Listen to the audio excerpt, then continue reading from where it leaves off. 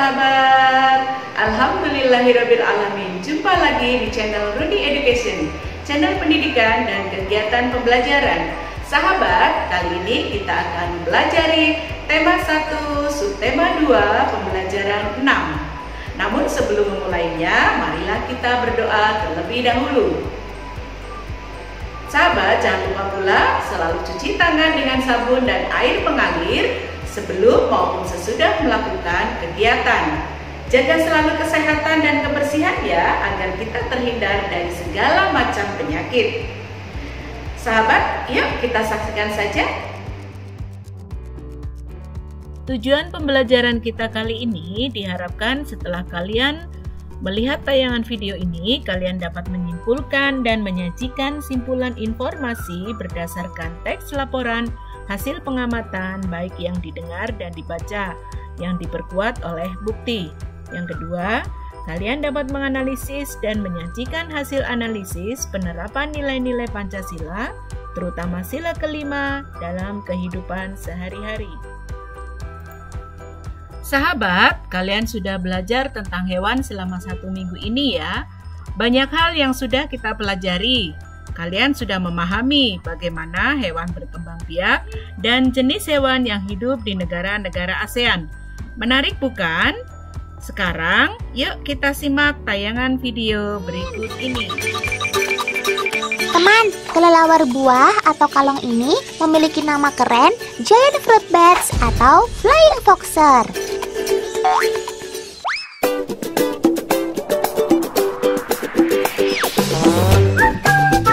Sobat Otan ini adalah satu-satunya mamalia yang dapat terbang dari ordo Sirioptera.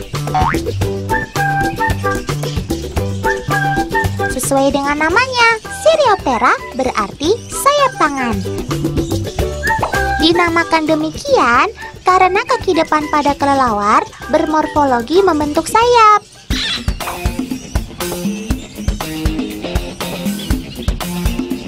Sayap kelelawar ini berbeda dengan sayap burung. Sayap kelelawar terdiri dari lapisan kulit tipis atau patagium dengan banyak pembuluh darah dan saraf.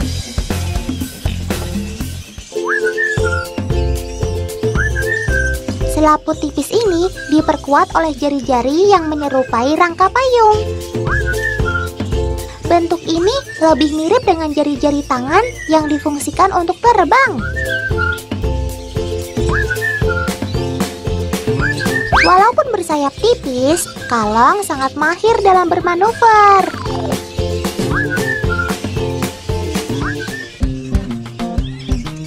Selain untuk terbang, sayap kalong berfungsi untuk menjaga suhu tubuh.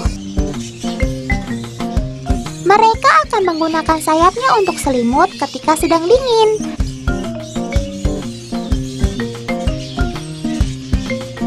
Dan mengipaskan sayapnya ketika sedang panas.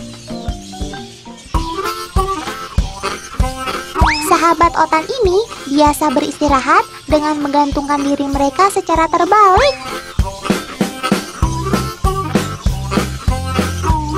Batang dan dahan pohon adalah tempat favorit mereka. Posisi seperti ini sangat ditunjang dengan struktur kaki, ditambah lagi dengan kuku tajam pada setiap jari yang mereka miliki.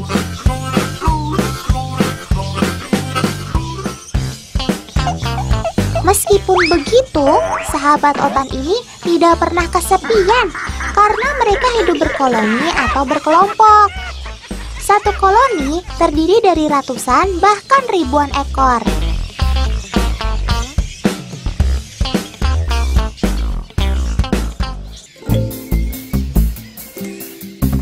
Saat beristirahat, sahabat Otan yang satu ini memerlukan tempat yang tenang dan nyaman. Mereka akan gelisah jika ada gangguan dari sekitar tempat tinggal mereka. Tak jarang, mereka akan meninggalkan sarang untuk sementara waktu.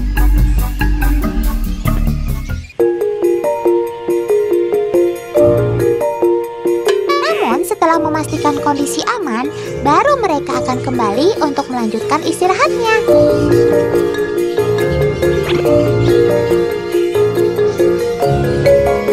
Iya, Kalian mau istirahat kan?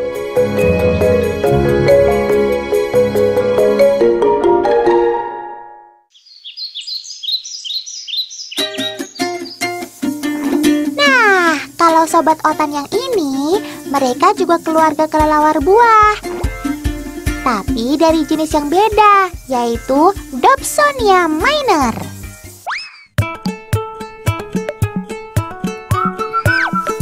Jika dilihat dari ukurannya, Dobsonia minor memiliki tubuh yang lebih kecil daripada kalong. Hanya saja, si Dobsonia lebih memilih goa sebagai tempat beristirahat. Goa memiliki kelembapan rata-rata 30 derajat Celcius dengan kelembapan 80%. Kondisi ini lebih stabil jika dibandingkan dengan kelembapan rata-rata di luar goa.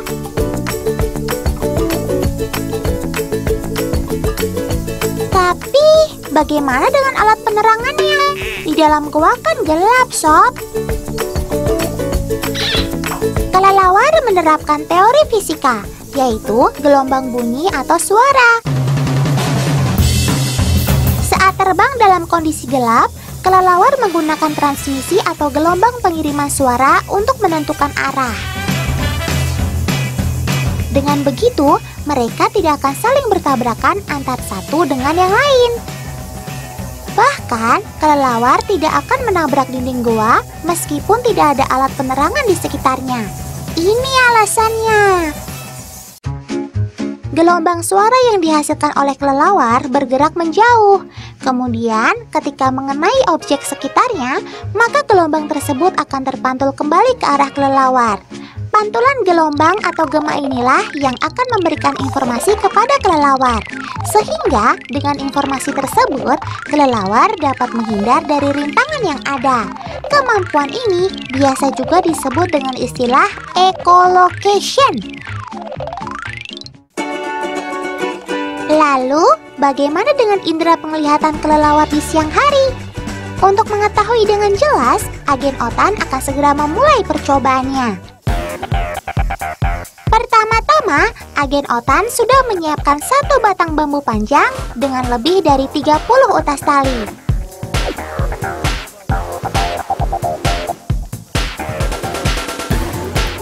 Setiap utas tali dikaitkan dengan lonceng sebagai penanda jika tali tersebut ditabrak oleh kelelawar. Alat percobaan kemudian dipasang di pintu gua. Tidak lupa, agen otan memastikan setiap lonceng dapat berbunyi sesuai dengan seharusnya. Oke, beres. Mari kita lihat apa yang akan terjadi. Perlahan, satu persatu, kelelawar terbang meninggalkan sarangnya. Tanpa mereka tahu, ternyata di mulut gua sudah terpasang tali yang menghalangi jalur terbang mereka. Saat siang hari, kelelawar memaksimalkan indera penglihatannya untuk mengetahui kondisi sekitar. Loh, kok bablas terus sih? Tuh kan, jadinya nabrak kan? Teman, ternyata indera penglihatan si kelelawar tidak sesempurna kemampuan echolocation mereka.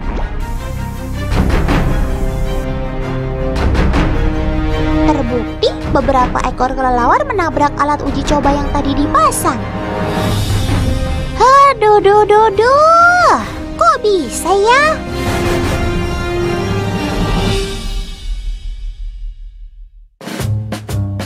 Tentu saja bisa, karena mereka sudah beradaptasi dengan kondisi goa yang gelap. Kelelawar biasa beraktivitas saat hari sudah malam dan beristirahat sepanjang siang di dalam goa dengan kondisi yang gelap. Perubahan cahaya yang tiba-tiba ini membuat mata mereka tidak dapat bekerja maksimal. Hasilnya, tidak banyak kelelawar yang lolos menghindar dari alat uji coba agen otan. Bagaimana? Menarik bukan tayangan tadi? Sahabat, kali ini kita akan membuat pertanyaan untuk menentukan kesimpulan dari informasi yang didapat tadi. Pertama, ada berapa jenis kelelawar yang kalian ketahui? Bagaimana sayap kelelawar terbentuk? Mengapa kelelawar hanya beraktivitas di malam hari? Bagaimana kelelawar hidup dan beradaptasi dengan lingkungannya? Kemampuan apakah yang dimiliki kelelawar? Nah, dari pertanyaan-pertanyaan ini, silakan untuk membuat kesimpulan dari tayangan video yang sudah kalian saksikan tadi. Selamat berlatih! Suatu hari, Siti dan teman-temannya diundang menghadiri acara syukuran di rumah Udin. Di sana banyak makanan. Di meja sebelah kiri ada ayam goreng, sate kambing, dan ikan bakar. Di meja sebelah kanan terlihat ada rendang dan soto babat. Wah, Siti dan teman-temannya bingung memilihnya. Semua terlihat enak. Beni mulai berjalan mengambil 10 tusuk sate kambing, 2 rendang, dan sepotong ikan bakar. Siti mengambil 3 tusuk sate saja. Edo mengingatkan Beni agar mengambil makanan secukupnya saja. Apa pendapatmu tentang sikap Beni? Apa pendapatmu tentang sikap Siti? Dan apa pendapatmu tentang sikap Edo?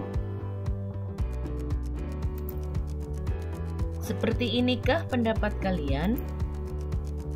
Beni sangat rakus. Alangkah baiknya jika mengambil makanan secukupnya saja. Siti hanya mengambil 3 tusuk sate saja, sehingga cukup untuknya. Edo mengingatkan Beni agar mengambil makanan secukupnya saja dan tidak berlebihan. Beni melakukan pemborosan dan hal tersebut tidak baik bagi lingkungan dan keberlangsungan hidup orang banyak. Pemborosan yang dilakukan Beni dapat berakibat langkanya sumber hewani sebagai sumber makanan. Pendapat kalian semua itu sudah menerapkan sila kelima dari Pancasila yang bunyinya keadilan sosial bagi seluruh rakyat Indonesia. Berikut ini adalah contoh penerapan sila kelima. Bersikap adil, menghormati hak-hak orang lain, menjaga keseimbangan hak dan kewajiban, suka memberi pertolongan, tidak hidup boros, tidak bergaya hidup mewah, tidak merugikan kepentingan orang lain, suka bekerja keras, dan menghargai hasil karya orang lain. Sahabat, carilah 3 contoh perilaku sikap dalam kehidupan sehari-hari yang sesuai dengan nilai sila kelima Pancasila, baik di lingkungan masyarakat, sekolah, maupun di rumah. Pilihlah 2 dari contoh tersebut yang akan kalian terapkan. Jelaskan bagaimana kalian menerapkannya dan sampaikan hasilnya kepada Bapak Ibu guru di sekolah dan teman-teman kalian. Pemanfaatan sumber makanan hewani akan membantu orang lain mendapatkan haknya dalam mendapatkan makanan yang bergizi. Sahabat, apakah yang telah kalian pelajari hari ini? Bagaimana manfaatnya dalam kehidupan sehari-hari? Bagaimana cara kalian bersyukur kepada Tuhan Yang Maha Esa yang telah menciptakan beragam jenis hewan? Amatilah sekitarmu terkait pengamalan sila kelima Pancasila. Hal baik apa yang dapat kamu contoh? Hai. Bagaimana sahabat untuk pembelajarannya kali ini? Semoga menyenangkan ya dan kalian lebih mudah memahaminya. Apabila kalian mengalami kesulitan, silakan tanyakan pada Bapak dan Ibu guru di sekolah masing-masing. Oh iya sahabat, perbanyak membaca ya dan berlatih secara mandiri.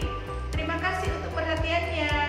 Jangan lupa saksikan terus channel Bruni Education untuk melihat tayangan-tayangan selanjutnya. Terima kasih. Wassalamualaikum warahmatullahi wabarakatuh. Dah.